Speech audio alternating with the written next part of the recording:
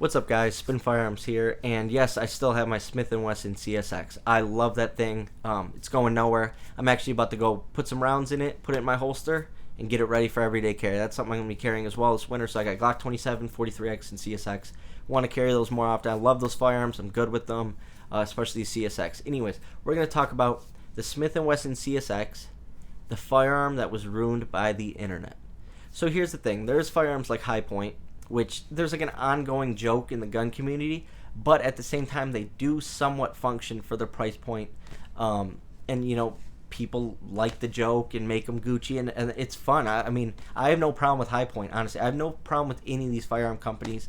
I don't have to buy them, but what they do is they help everything else around them, which is really nice. Especially Taurus. Taurus is a game changer right now. Prices are gonna be dropping. As long as Taurus stays steady or in that price range, people are gonna have to compete. Anyways, though, Smith & Wesson CSX. I got mine for around $500.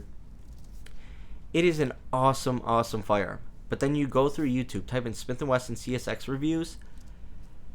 You can see basically, it's really weird. Like, one main channel made a video about it, and it got a good amount of views, and it basically gave it this terrible, terrible review. Then I went to another video on the same day, gave an okay review. Then I went to the next one, they're like, it's a good try, and I'm like, I gotta try this firearm. This thing looks sweet.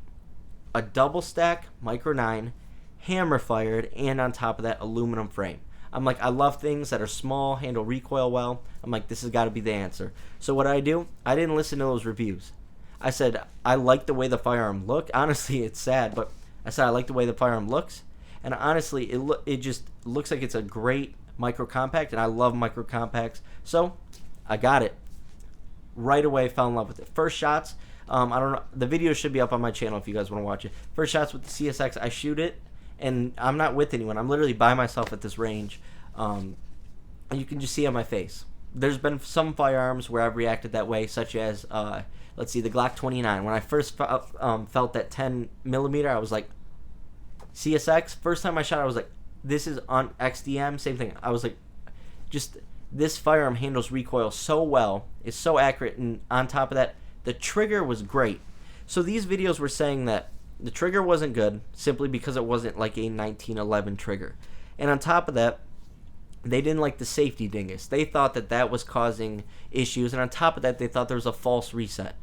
Well, when it really boils down and you go to the range, you train the way your firearm resets itself. You train with that firearm. The CSX literally just took one range trip, and I was used to that trigger. Now, obviously, audible resets don't matter. You're not going to hear them. If you're in a self-defense encounter, you're not going to hear anything, first of all, because it's going to be so loud after that first shot, and you're not going to be thinking about it. That's more of just like a playing at home, dry firing thing.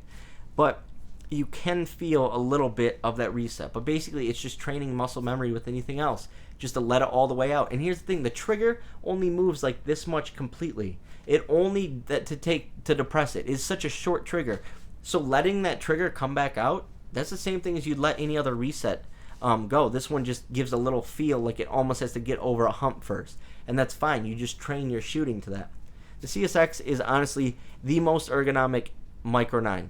I was thinking it was Taurus GX4, but when you really pick up the CSX, put the 12-round mag in it, and the larger backplate, it is perfect. The Taurus GX4 is amazing as well, but the CSX is perfect. That aluminum frame, it doesn't even add that much weight, but it really does battle the recoil. And on top of that, the thing is small. The slide is like 3/4 of an inch shorter than a Hellcat slide. The beaver tail is perfect for your hand. And on top of that, if you guys notice in some of these videos, the person who was shooting was causing the malfunction, but yet they would blame it on Smith & Wesson. And they're talking about like the sleeves on the mag. I've never had one issue with that. Never had issues dropping the mag. Never had any issues with the slide locking back because of my hand hitting it. That's about the grip of the firearm by the person shooting it. That's just making adjustments. It's with any firearm. I don't know if you guys have ever gone from just, shooting your Glock and then you get a 44 Magnum revolver in your hand. And it's just completely different.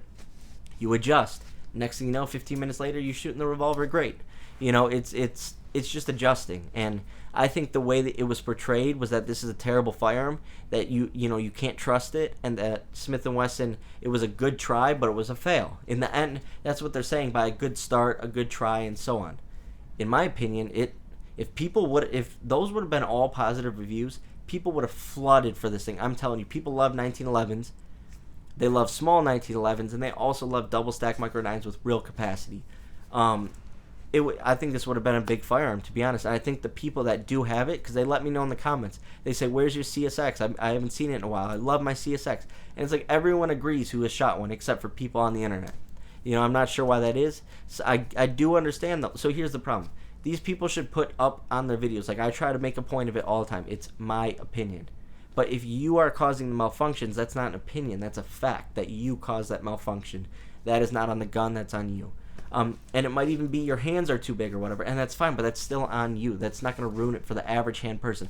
I'm sure when Smith & Wesson designed the firearm, they designed it for the average hand because that would make the most sense.